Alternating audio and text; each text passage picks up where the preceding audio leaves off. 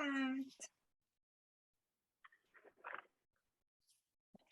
so welcome to Uncut with Lucia. My name is Lucia Matuonto, and welcome back to another discussion panel here at the RV Book Fair 2022. Today, I'm being joined by three talented authors to talk about time and fiction. First, we have Naveen Sridhar. Naveen is the author of Hitted and a Shaman at Queen Nefertiti's Secret Service. So, Naveen, welcome to the RV Book Fair. Thank you very much. Thank you. It's an honor to be your guest. And as I was telling you, I'm really excited. Thank you. Thank you very much. Likewise. And we also have Mary Kay Savarese. Mary is the author of the book, The Girl in the Toile, Wallpaper. Is that correct, Mary? Yes, you pronounced it beautifully, beautifully. So welcome. Thank you. It's such a pleasure to be here on your bus. I love it. Yes, the second time. I think the third time. And last but certainly not least, we have Pat Backley. Pat used to be my co-host, but today she's being interviewed. So Pat is the author of From There to Here with awful lot in between, as well as The Second Daisy. So Pat, nice to have you here on the other side. Thank you so much, Lucia. It's wonderful to be here. I kind of feel like I'm forgetting my lines because I'm not introducing people. So thank you very much for inviting me to be a guest. Welcome. So let's start with Naveen. So Naveen, you have published a few books that are mainly historical fiction. What first got you interested in this genre? Oh, well, I was writing only nonfiction. I wrote a biography. I wrote a guide to entertainment. I didn't dare write fiction because I was afraid I'd be lost in a notion of emotion and fantasy, and I'll be lost like a rudderless boat. So, I was almost scared. But it happened this way. Once I was in a poets circle, and there the discussion went on about the ancient poets like Hesiod and Homer, and how much of the poems could be translated properly, because we know only the translations. Much is lost in translation. Could a poem ever be translated? So coming home, I wanted to check out about all the ancient poets, just out of interest. There I stumbled on the ancient literary person on record. Mm-hmm. It was a poet. You know who it was. I'm sure you know. It was a lady, like one of you, and she was a princess and a priestess, all in one. And that was 5,000 years ago. And in her poems, she has declared herself as the author, clearly stated so. And she has complained to her goddess many things about her life. And there I came to know about an antagonist mentioned by name, how he came and even assaulted her physically. So all these details were given and they have been confirmed by scholars. So I just wondered why her story has never been related. So that got me into, so ever since I always use historical facts as crutches. I'm still too afraid to swim alone without a lifeboat. And that's how I started historical. I got into historical fiction. I stumbled into it, not even knowing that it's what I was doing. But I'm happy I did it. And I'm sure she is also happy with me. I know, yeah. Your work, I read one of your books and it's really good. And so now I have, thank you, Naveen. So I will ask you, Mary, Have you always wanted to be a writer? Honestly, no. I grew up in Brooklyn, New York, and my generation, we needed a degree that we would be able to care for ourselves. So my degree was in financing and accounting. And it wasn't until a little over 10 years ago, I've always had these ideas where I love to write in fantasy. And 10 years ago, I began writing, and it's been such a long journey for me, Lucia. And finally, several years ago, I am a traditionally published fiction author. I'm an award-winning, and I'm humbled to say, best-selling award-winning author. And I am known for my quirky titles. So finally, several years ago, my debut novel, Tigers Love Bubble Bats, and Obsession Perfume, who knew, when you had interviewed me, was just published. And that is a mystery romance intertwined with a spiritual, supernatural twist. Recently, I have delved into a same genre, but a little bit different, that it is fantasy adventure intertwined with romance, and it is a trilogy, and I'm with a new publishing house. And again, the quirky title, it is called The Girl in the Toile Wallpaper. And all of these titles come from events in my life, and then I weave the story around the title. But thank you for asking. It's been a long journey for me. And it's a pleasure to finally be at this point in my life. Congratulations, Mary. Thank you. I remember when you were explaining to us about how cats, tigers, love obsession perfume. And I ended up buying the obsession perfume. The obsession. I have it here. So thank you. It's so true. It's so true. They love bubble bats, tigers, and they love obsession perfume. And I said, there's a story there. Yeah. So, Pat, you've written a variety of genres. Both Daisy and the second they are considered historical family sagas. So, what genre do you enjoy creating the most, and why? I have to say, thank you, Lucia. And can I just say, it's wonderful to be in the company of you two fabulous, very diverse authors. I think this is why I love being on Lucia's show so much, because I get to meet such interesting people. And both of you have got fascinating backstories. Mary, I love your titles. They're so clever. And one thing you said really resonated with me, in as much as you write from your experiences, and that's exactly what I do. Although my books are historical, I still write from my known experiences and people I've known and stuff like that. And Naveen, your historical fiction, you're like me. It is good to use real facts and real people and real places to weave into your novels, because it makes them more realistic, more believable, rather than fictitiously making up all these places. And it kind of gives you a little thrill. I was on Facebook the other day and I just saw this post from London talking about a particular street, Artillery Passage, and as being one of the best historical walks in London. And I thought, oh, that's the street I used in my Daisy books, which I just Googled, but now I want to go there, of course, and walk down that street. So yes, like both of you, to bring real life into your own stories is wonderful. And now that I've gone off at a tangent this year, I've quite forgotten what the question was you asked me, sorry. No, poor Lucia is very used to me waffling on, and she has to pull me back in. Sorry. No, I just ask you, what genre do you enjoy creating the most, and why?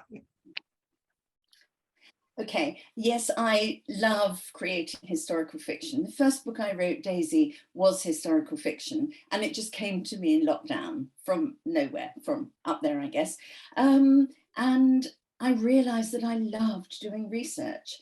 At school, I hated it. I left school when I was 16 because I came from a poor family, so there was no option to go on. But now I adore research. And because of that, I find that writing historical fiction suits me very well, because it gives me an excuse to write about people, incidents that I can weave in, but also to discover new things that I didn't know. And at the age of 71, I still get excited learning new things. So for me, the short answer is historical fiction. Done. Yeah. So like, it's amazing the feeling that I had to put you together, and then I realized that you both of you used to write historical fiction. So I'm super happy today, more than ever, because I was sure that this would be an amazing conversation. And Naveen, a lot of researching goes, Naveen, a lot of research goes to your books. Can you tell us about this process? Tell us, how do you research for your books? Because it's a lot of work. And you are a researcher, actually. Oh, yes, it is. It is indeed, because I write mostly ancient history or before Christ. And there's a lot of research has to be done, and it's not boring. It's not boring at all. On the contrary, I must be careful that I don't get lost and be carried away in doing research for its own sake. I must know what I want, what's the period, and what are the characters, what are the events. And this is very important, because first I must know what is known, the established facts, and also the dates. I must also know what the scholars know. There are often conflicting opinions between scholars, so nothing is settled. So I must be very careful there. I have to choose one of the two or three options. So it is indeed, it's an ongoing process. I cannot say first I do research and then start writing. I cannot do that. As I am writing, I keep on doing research also. That's a kind of a spending the pastime. So there is no writer's block. There's already something you have to do. And I would say it's the historical facts are very important for me, because they're the guidelines. And there are two ways of writing a novel. You can think of a story, just a story. Say a prince falls in love with a housemaid or a palace maid. Well, there is a romance in it. So you can build up the story and place it just in the 13th century or 6th century or wherever you like. And the whole history becomes just a background. And that's one way of doing it. I do it another way. I stick to one or two or three or even more characters, real historical characters. And I also think of what was going on with their wives or husbands, and why they did this, and if a person lost a son, how that affected that person and the private life.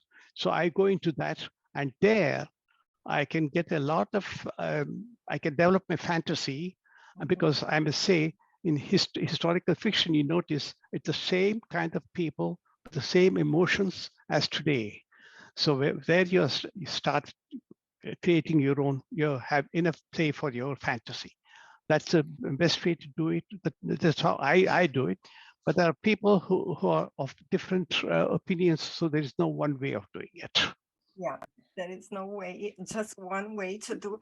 And I know you are a chemistry engineer, and I know you've been doing research in other areas for many years. Yeah, that is my job. Yeah. Yeah. So you continue to do it, and it's a lot of work, but it's worth, I think. And Pat. Well, one more. In doing research, first you think of a story, and you're so glad that the historical truth comes towards you, and even says you're right. You don't have to change the story. This is exactly what could have happened. So even that is enough for me. That I rejoice and I celebrate the whole day, saying that I'm on the right path. So you know how it is. Thank you, Naveen. And Pat, what about you? Do you do anything differently than Naveen? You start researching, or you start like with the characters? How is with it? I think obviously my research is not anywhere near as academic as Naveen's, because I write about ordinary people. So I don't have to delve back into the history of time beyond time, which is much harder to do. I so enjoyed doing the research for my first two books, Daisy and the second Daisy, which are fictional, completely fictional. And I realized that because I loved research so much, I wanted to carry on writing historical fiction, but I didn't want to keep just recreating new, different characters who meant nothing. So I suddenly had the idea of writing about my own ancestors, weaving their true stories into novels. So that's what I've done. So I just recently published the first one. And now the second one's with the editor, the third and fourth are on the way. But doing it is wonderful because I research the family history first. I get all the birth certificates, I find out where they all lived and blah, blah, weave all that in. And then their occupations, that gives me another whole chapter to find out about, because I found out that my great-great-grandfather was a tie cutter. Whoever thought there was a whole occupation making ties back in Victorian days? So obviously I then researched into that. Another relative was a match girl, which was a hideous job that very poor young women did. All my ancestors were very poor from the East End of London. So research kind of, you start and then you find another little avenue. And then I discovered that Queen Victoria's Jubilee procession was at that particular time that I was writing about. So I wove that into the story as well. So for me, the research, as I said earlier, is such a joy. It's a joyful thing. And of course, these days it's so easy. We just click a few buttons and we get all the answers. Whereas in the old days, we would have had to traipse down to the library, get out all the big books. I really don't know how those authors did it. I'm full of admiration for the people that came before us, because their job was much harder. Ours is easy. We sit in our comfy offices, don't we? Just whiz, whiz, whiz, and it's all there at our fingertips. Yeah. Hopefully that answered the question.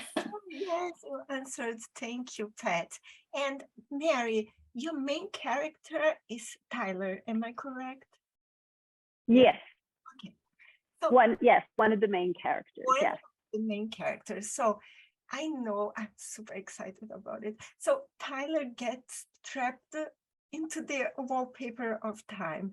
What was your research process like to show the different periods and cultures as well? Well, again, I love to write in a fantasy adventure. And the reason for that is real life is too real for me. So I love to write within that genre. But there is research involved. And as I said, I love a quirky title. So there's something that influences me. And the first of the Star Riders trilogy is The Girl in the Toile Wallpaper. And what I would love to share with your audience is what Toile is. It is so much a part of our everyday lives, but we may not know that it's called Toile. And it is an artistic wall covering or a fabric that is two-toned, very vibrant colors, and it will give you a story. And I had this in my home. I had so much of the Toile wallpaper, and I would walk by it and I would say, there's a story there, love, betrayal, and everything else you can throw in there. And then I weave the story. And that did take research, because The Girl in the Toile Wallpaper begins in contemporary times, but it brings us back to over 250 years. And part of my research came from, it was wonderful. I was able to visit my children who studied abroad in Florence. And I had fallen in love with Florence and Siena and that part of Italy. So I always kept that vision in my head. And then I took the Toile and I researched it. And 250 years ago, part of the history of Toile, and to go back to that time period in Italy, there was only loyalty to the family, and you had to marry who your family wanted to marry, the family wanted you to marry. Well, the girl in the Toile wallpaper, yes, Tyler's one of the main characters. The protagonist is Lily, and Lily's heart wants what Lily's heart wants. So therefore, there is that conflict, and that whole story of the girl in the Toile wallpaper was born. But I researched all of the finance of the banking families 250 years ago in Italy and the nobles, and I incorporated and weaved that into my writing, because you do have to go back. You have to go back to the tastes, the life that was lived, the clothes that were worn.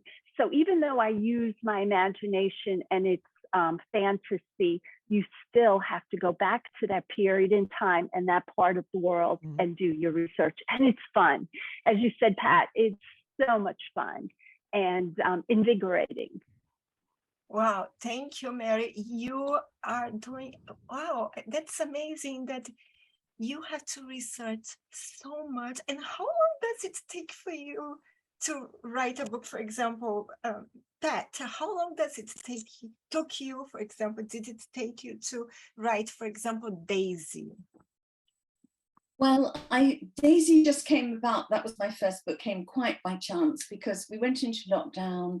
I was all alone, I was miserable, and I spent 2 weeks lying on the sofa eating too much chocolate, watching rubbish on Netflix. And then I thought, Pat, this is ridiculous, just do something.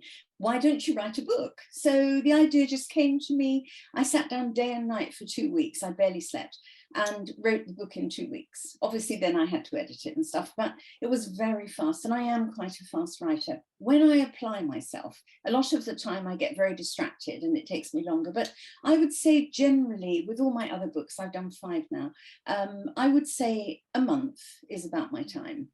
And then I tidy it up a bit. But yeah, the ideas come very quickly once I actually sit down and do it. Yeah.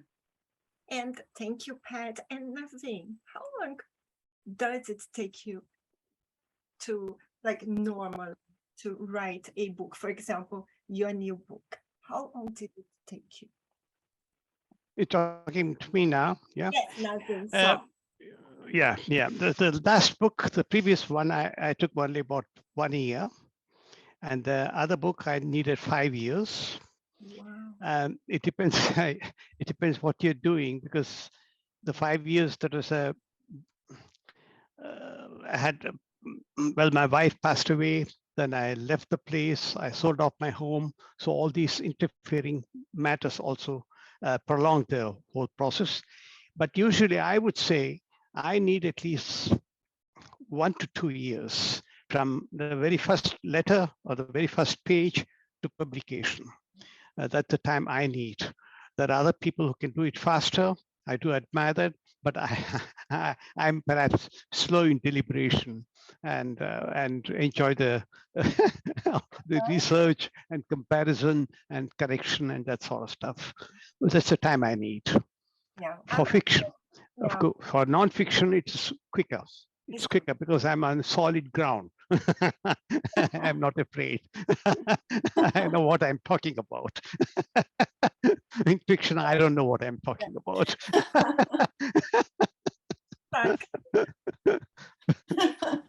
Thank you, Naveen. What about you, Mary? How long did it take for you to write your new book?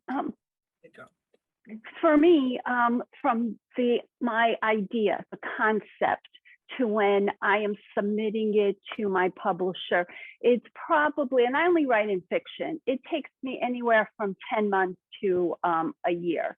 I'm constantly writing it, but the editing takes much longer than the writing. And I am now working with my publisher, the editor, my new publishing house, Digner House. on the second book in the Star Writers trilogy. And that takes a good year working with the editor, because we work once a week. They have other authors that they work with. So I have a slot each week that I adhere to. Otherwise, if I miss that, that's it for the week. So then it takes another good year before that book is published. Once you're done with the editor and everybody says, yep, we're ready to go, boy, it's published overnight. But to get to that process from concept to a book published for me, as I said, for me to write it, submit it, and then it's published 2 years. Wow. Thank you, Mary. And Naveen, most of your books are historical fiction. Yeah, sorry, not yes, but are set in historical periods. Why do you think readers love to read about the past? I love reading about the past. So why do you think we have this? We like reading about the past, our past. About the past. Yeah, no peace, past. Well, you mean why why I think if people are interested in historical fiction, is that the question? Yes. Well, we are all interested in a way in our past, our own past, or our heritage, our inheritance, and well, in history, the history lessons I had, I hope it was different in your case. It was just a dire recitation of names of kings and monarchs, and committing into memory all those years. So that is a drill. And even the teacher was bored because the history was the same. He was repeating every year. Nothing new happens there. And but I started imagining, what if this could have happened? What if that could have happened? That is my budding fantasy there, but I did not dare ask, because that would have been nonsense. And then I found that really I learned a lot about European history. I came to Europe. I knew nothing about European history. All I knew was through English literature, the little facts that I knew about European history. For instance, Sir Walter Scott, Ivanhoe, about the Crusades, and also about the other books like Scarlet Pimpernel or A Tale of Two Cities, which introduced me to the French Revolution. All these things I didn't know. But I knew a lot about patches of European history by reading the classic literature. That is to say, historical novels. So in fact, I even believed that those things really happened, but I didn't, but it was interesting, and that was enough for me.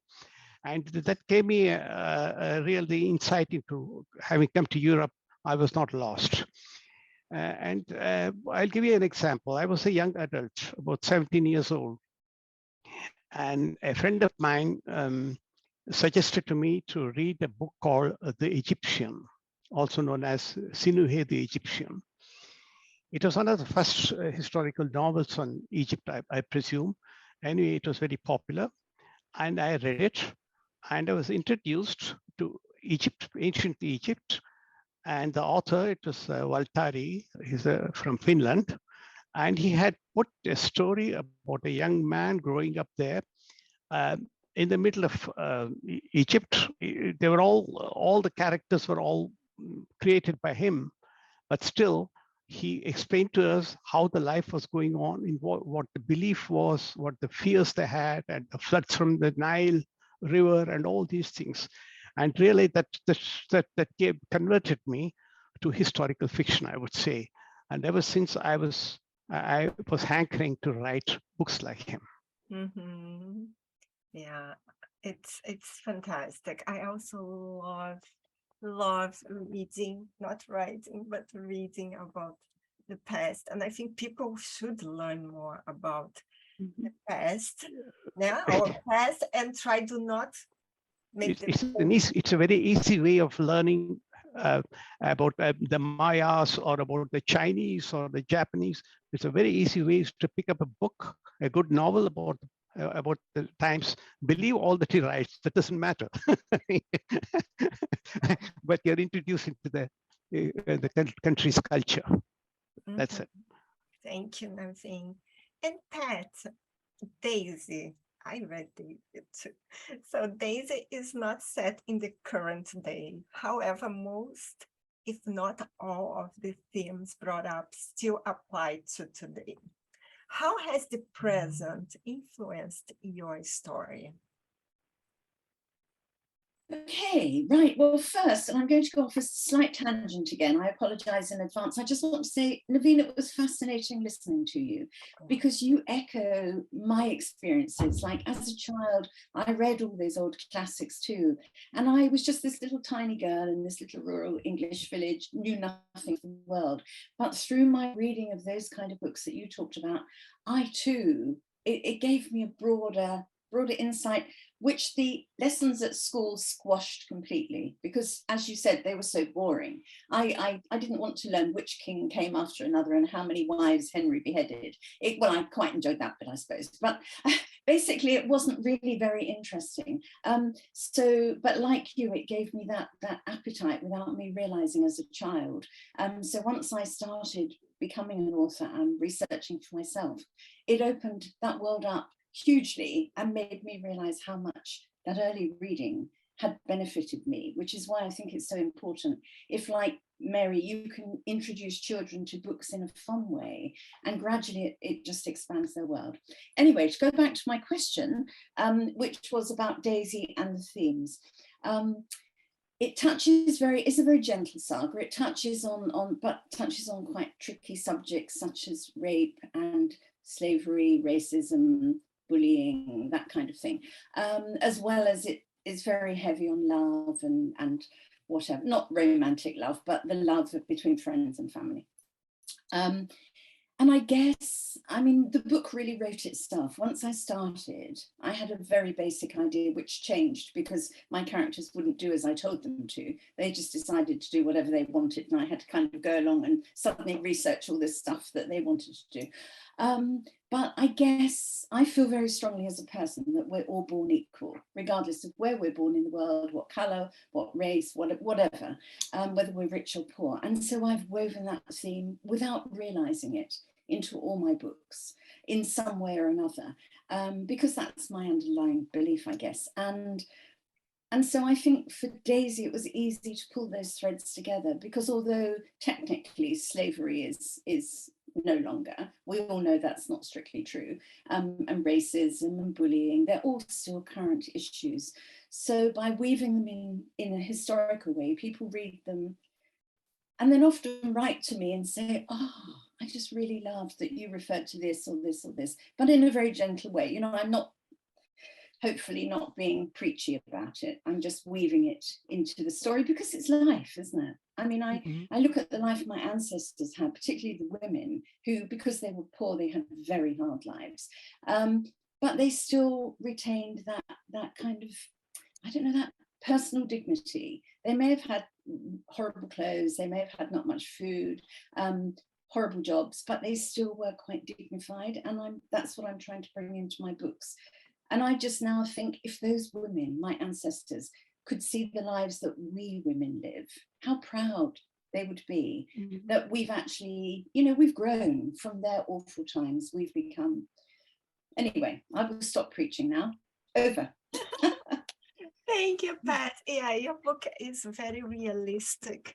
I think it can collaborate with many people who, for example, are seeing the way the world are now, the way the world is now, and we should see how we could develop. Yeah, we could get strong, but we can even go and get stronger, even stronger than we are now.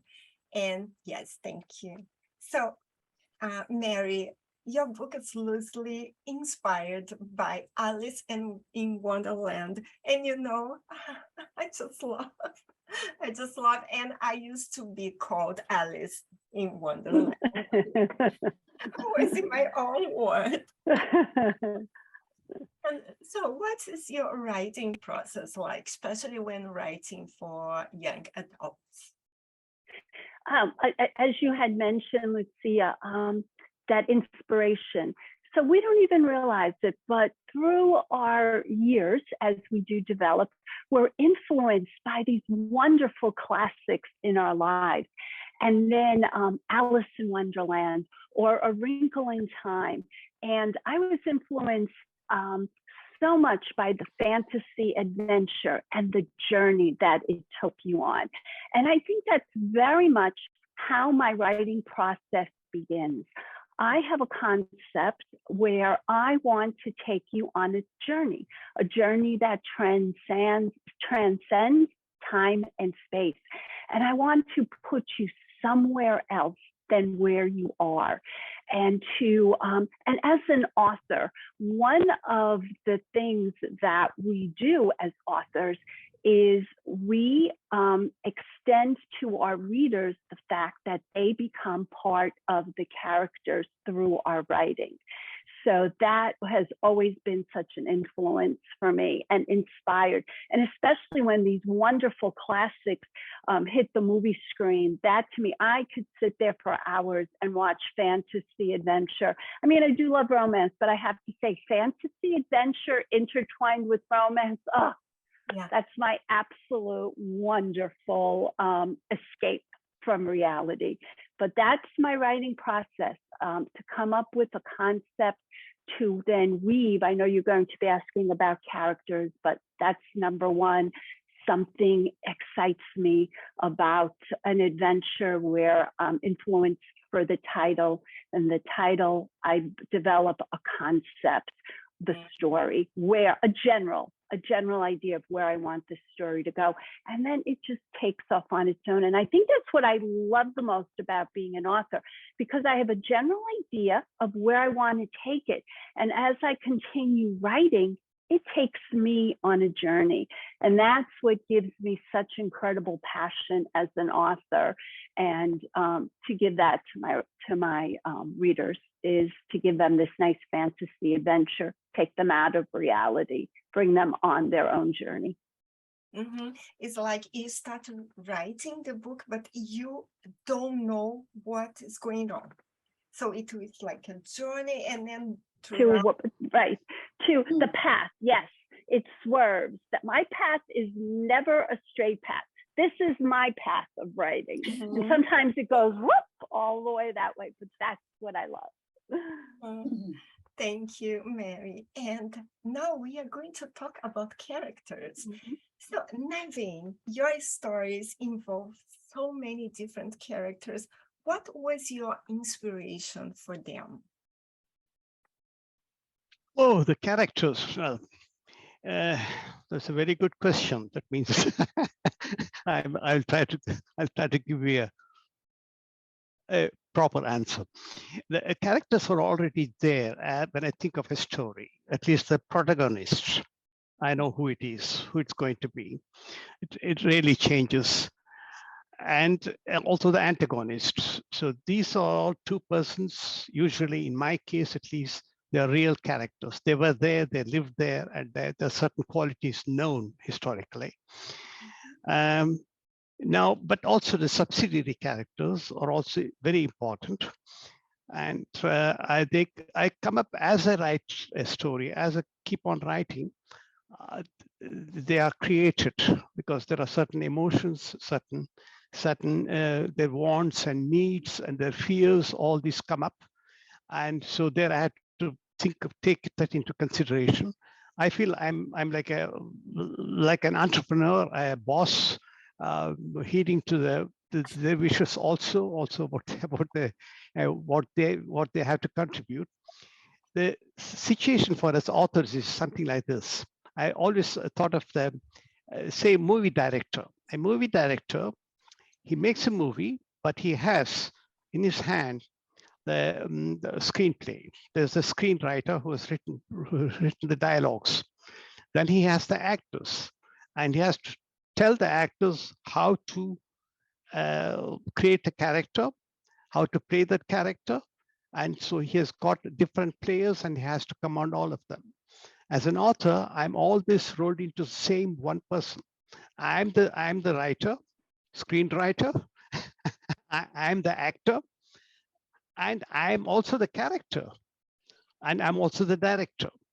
So I had to play all these roles at the same time. And there I must make sure that the characters slowly develop their own life. And I start giving them life, and there comes a moment when they have so much of life that they would like to, as you were saying, you go this way or you go that way. That happens because once there again, I'm like a rudderless boat, almost like a mutiny, mutiny on the ship, and they take me to different directions. And there comes a moment where they just desert me. They're on strike, I would say, for days together. We call it the writer's block. And there are sometimes at night, I think they have a conference at night. Early in the morning, they come up knocking on my door, and I've got an idea how to proceed.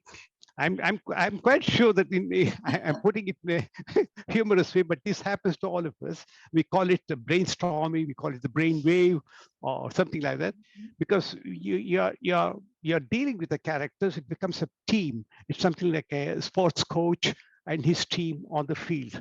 So the characters are like the actors now on stage. Now here you're sitting. You are just waiting. Oh, I hope he doesn't make this. Oh, but luckily, as an author, I can correct anytime. I can correct anytime. A movie director, well, so that's the way the characters develop. And I love my characters. Mainly writing the last page in a novel. I feel really very sad saying goodbye, folks. You did a lot for me. Now I hope have a nice time together, and you've done a lot for me. Thank you very much. So this is a tragic moment. In fact, once I even cried when I finished the last page. I confess before the ladies. Even men can cry. And that's what happens with the characters. If the characters are, and a bad man, a villain, is not always a villain. He also has his own ambition. He also talks with me. With this priestess, for instance, I suggest perhaps you do it also. I had an interview with her, the way you are having with me. So I had a talk with her about her childhood, about her ambition, about why she wrote such kind of a thing in the prayer book. So I had a talk with her, an interview, and even I kept a diary. She was keeping the diary. I read it later. She allowed me to read it, what I had written. And so I got this kind of a personal relationship. And this goes on for 1 year. So you have met a real good people, really. And I was always talking to all these people without wearing a mask. And that's a pleasure I didn't have with other people here, with the live characters. This is the difference. Yeah. And that's the way the character develops. It develops, and it's from the heart. My character, nobody else can create, and your character, nobody else. But we'll feel for the character because it's the same kind of emotions they're having, they're going through, and you make us feel for the characters. Yeah, thank you, Naveen. I've been writing books for kids, but I don't know if I would do if I had to kill one of my characters, because I understand, Naveen, what you say.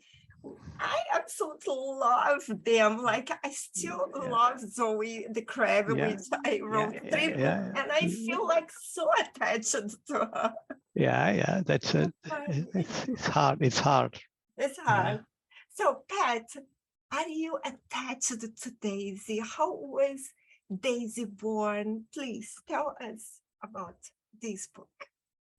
Okay, but first I have to say congratulations, Nazim. If you write as beautifully as you talk, I'm interested in your books already.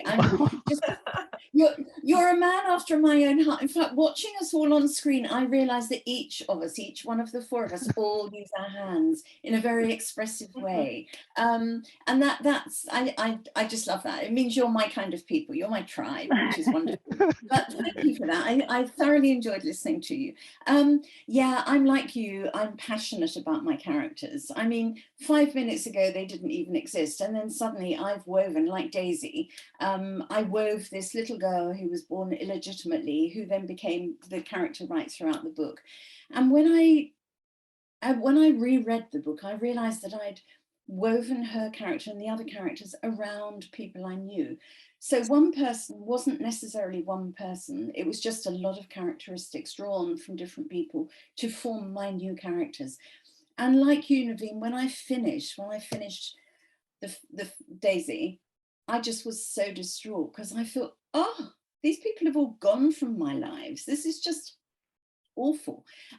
So a few months later, I wrote a sequel just because I wanted to bring them all back to life. Although, of course, some of them had to die because they would have been like 130 by then. So I had to weave like their sad deaths into the stories as well. But now that I've done two, I kind of think, oh, maybe I could just write a third. You know, I kind of left the second one not on a knife edge because it's a family saga, but I left it that there was a possibility of a third.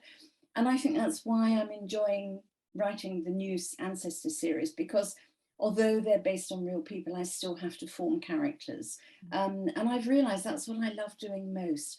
And you're just drawing from your experiences, as Mary said earlier, from your life experiences without realizing it.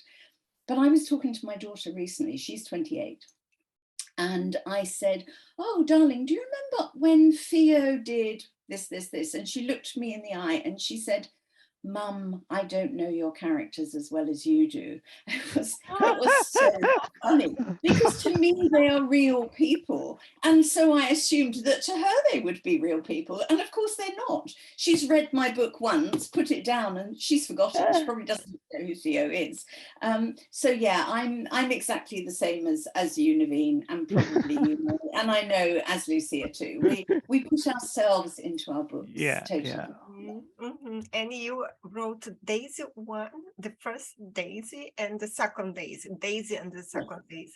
So I feel as if another Daisy is coming. Oh, I think so, yeah. Yeah, thank you.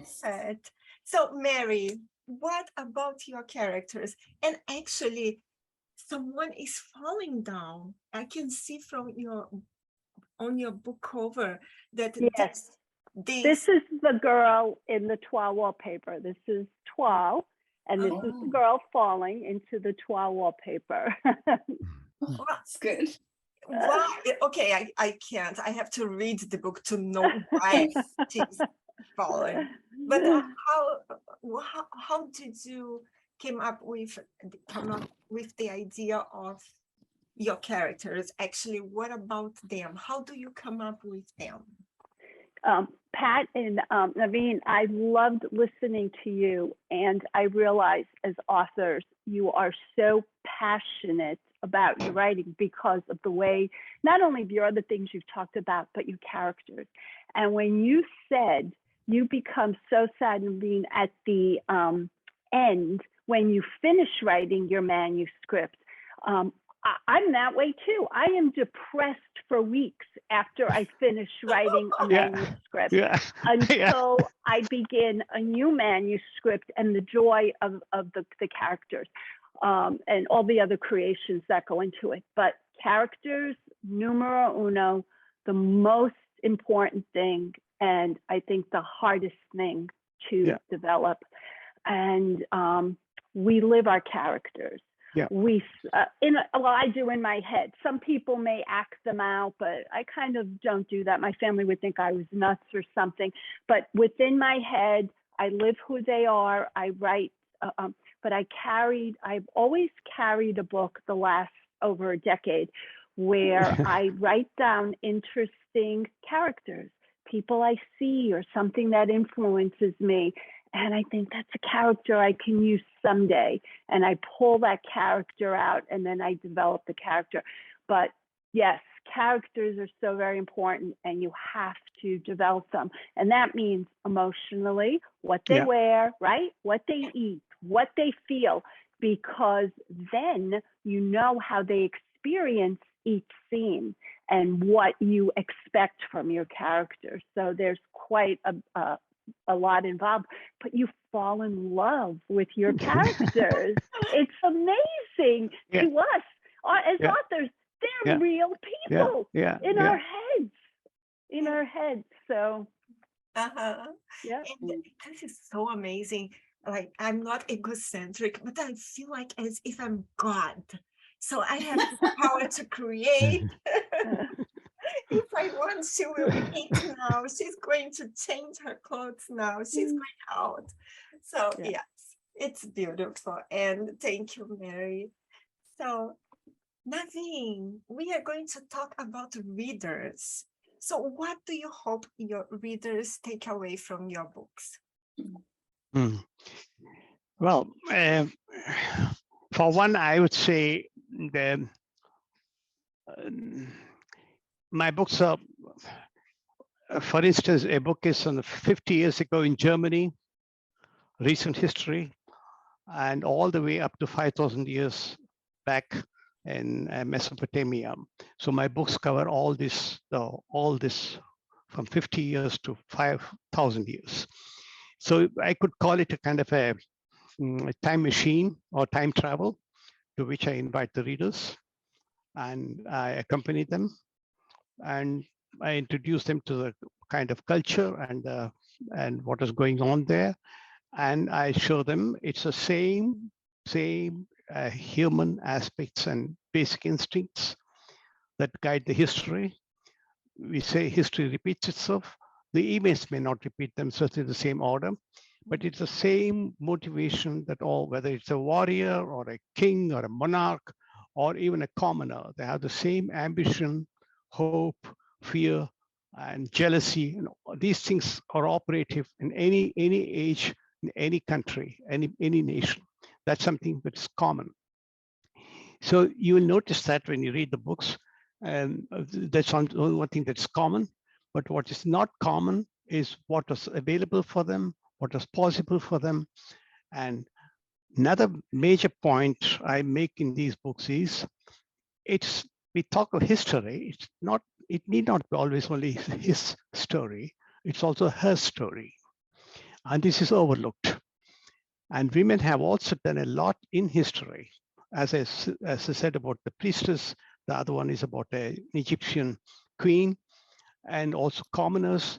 They did a lot, and women are, in my opinion, they can act and react in an adverse circumstance marvelously with their own resourcefulness, resolve, and resilience.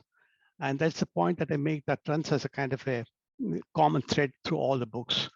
And because most of the also historical fiction novels, think of Sir Walter Scott, for instance, it's all about some hero, some Ivanhoe, or some king or prince, or as if women hardly mattered. They were not non-existent. At the most, the names are known, perhaps, because it has happened to be a queen or a princess. I don't agree with that, and I try to eliminate this other part of the story. Mm-hmm. So your readers, I think they start learning so much from your books because it's something, I don't know if I can say that, but when you start developing your characters, you start about the way they lived in those times. And then when someone is reading your book, they are also learning what was happening. And I think it's a wonderful way to learn story, about story. Yes, well, I'm saying this not only because you're ladies. I would be saying the same thing also if you're all gentlemen.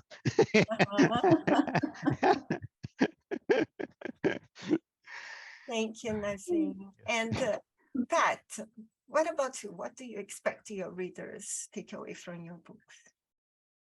Okay, well, first, thank you, Naveen. You've won us ladies round completely with your comments. So well done. I think what I would like for readers to take away is just a kind of an escape from the world. My books are all quite small. I don't write huge books. They're less than 50,000 words generally, and they're easy to read. People often say that they've sat and read them in a day or two, which is ideal because I grew up reading the old classics, the Dickens and blah, blah. And so I suppose in a way that my books kind of are like that kind of read. You know, they're easy, but they're informative. So there's lots of history in them, lots of personal personal behavior from my characters, obviously. I think I just want people to go away feeling kind of lighter, like they've had an escape, but it's an escape that's made them think. A lot of people write to me and say, I've made them think about their responses to things like racism and bullying, and it's made them kind of think, but not in an aggressive way. I kind of don't put it in their face. It's just a gentle, this is what happened, you know, this chap got bullied at school, blah, blah. Yeah, I just want people to be happy and enjoy my books. And they're not great literary masterpieces. I don't pretend they are. They're just nice, gentle reads. Yeah, that's it. But and you don't try to lecture people. That's what I see in your books. No, you're just telling what happened, and yes, that is. Yeah, and then people can draw from it as they will. Interestingly, the only 2 bad reviews I've had have been from middle-aged ladies who obviously don't agree with my opinion that we're all created equal. And so that has offended them because they obviously don't feel we are all equal. But apart from that, everyone else seems to enjoy my book, so that's good. Yeah, thank you, Pat. And so, Mary, tell us, what do you expect your readers take away from your books? Well, I want to take my readers on a journey. Now, real life is hard. So if they have that moment to just read, and again, my novels are fast reads. You mentioned that, Pat. And that's what I want them to take away. I throw in a lot of twists and turns because I don't want to bore you. I want to inspire you. I want to keep you interested. There is some historical significance in my books, but again, they're not preachy. They're really to take you on a fantasy journey, and I love to intertwine it with romance because to me, there's nothing better. So I want them to, when they're done reading my book, I want them to say, okay, Mary, when's the next one coming out? And I want them to have had fun and enjoy reading them. Mm-hmm. Yes, I think we all have the same goals, and yeah, we need to just read and believe we are in another place, in another country, in another. Like, I used to read a lot of books when I was a kid, and I traveled so much. But I stayed in my room, you know, I was in my little room, and I was traveling because, like, for example, Agatha Christie, yeah, it was happening in England or in other places like France, and I was just like, it was a journey for me. So thank you, Mary. I want to know about your goals, okay? So I'll ask Naveen. So let's see, Naveen, what is next for you? Because you don't stop. You read and you keep writing. Now I have started. The next book will be. Well, I was talking about the Mesopotamia that was 5,000, or let's say 3,000 BC. The next one was 1,500 BC. And the next one is again 1,000 years in our direction. That is about 400 BC, that is, or 200 BC, excuse me, just after Alexander the Great had come all the way to Afghanistan and India. And that's the time I have chosen because it was a symbiosis of 2 cultures, Greek culture and Indian culture, and Buddhism. And they were all coming together just after Alexander. And I'm placing, it is a challenge for me to deal with both the cultures at the same time. And that means a lot of research and knowing the languages they spoke and in what they wrote and what they accepted, what the Greek accepted from the Indians and what the Indians accepted from the Greeks. So there is not much literature at all available. That's another challenge, another problem for me. So now I feel I'm mature enough to go through that. It might take its time, but that doesn't matter. I don't mind that. Luckily, I don't have any kind of a set date for me to any deadline. Mm-hmm. Wow, Naveen, Mesopotamia, that's amazing. I think it must be very difficult to write, like with the a point of view of someone who is in Mesopotamia. Like we are so used to cell phones or computers, like but I never felt alone during the COVID time. Sitting, I was never alone. I was with my characters, and I think you also share the same. I didn't have that problem at all. They were always there. I could go anytime undressed and talk to them. Yeah. So thank you. And Mary, what about you? I know I'm sure you're writing already. I'm working with the editor of the Indigner Publishing House.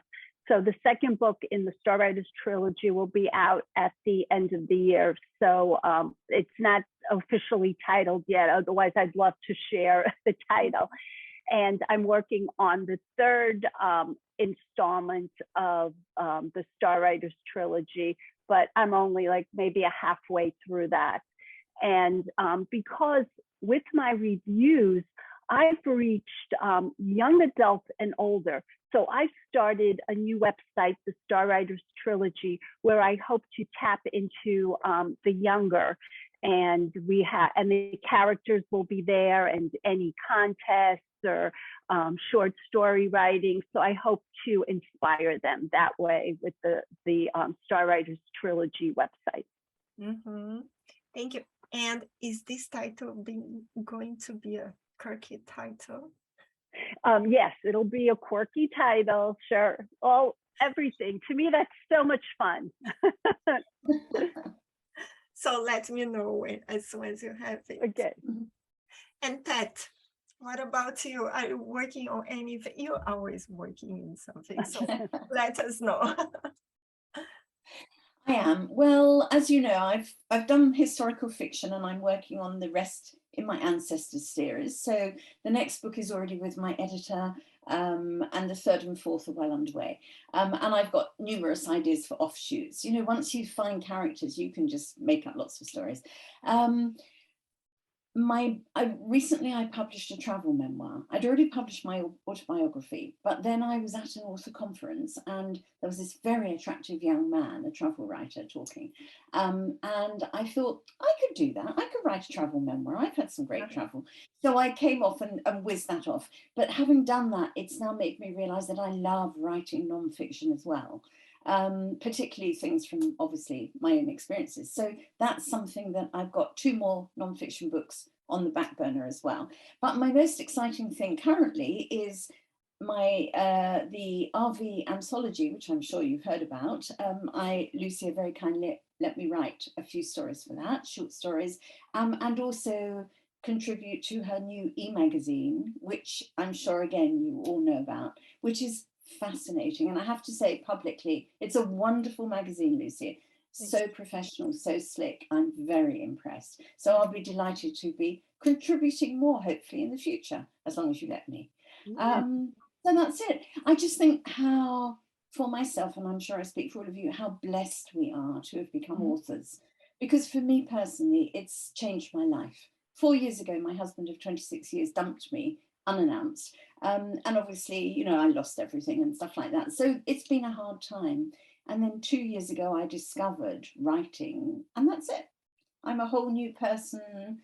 Writing has taken over my life. I've met so many fabulous people, including all you guys, through it. And I just feel very blessed. I just think I could have gone to the end of my life and never discovered this joy of writing. So every day I'm grateful for that. So. I think within my Star Writers trilogy, my quote is, "It is written in the stars." So I truly believe for all of us, it was written in the stars for us to be at this point in our lives. Yeah, but I hear what you said, Pat. Writing took me through a very difficult time in my life too. I was dealing with severe anxiety, and writing was the only thing that helped me to focus. So it was truly a blessing for me as well. Yes. Wow. Thank you. Yeah, I also writing was my escape to during COVID. If I haven't started writing, if I hasn't started writing, I was also with anxiety. I started like being in panic because we didn't know what was going on. And writing, I always say that saved me from all this, panic. And this is a blessing. And because because I started writing, I am so blessed to have you here and to be able to, produce this book fair and the podcast. And this is priceless. It's like a dream coming true that I've been meeting such amazing people. Yes. Yeah.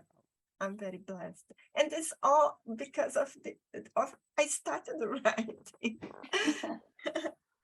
So that's all that we have now. That's all the time we have for today for this discussion panel at the RV Book Fair 2022.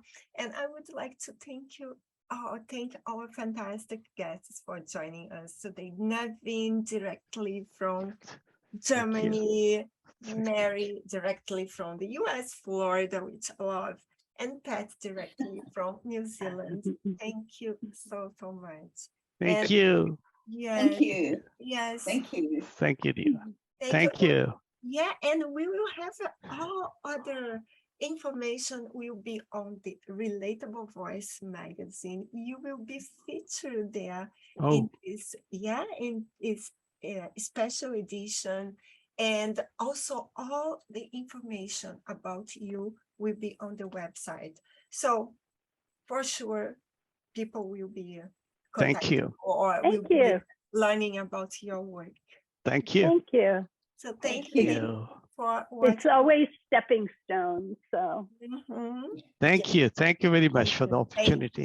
Thank you. Let me just turn the so nice to meet you all. Thank you. Yes, same here. It was such a pleasure.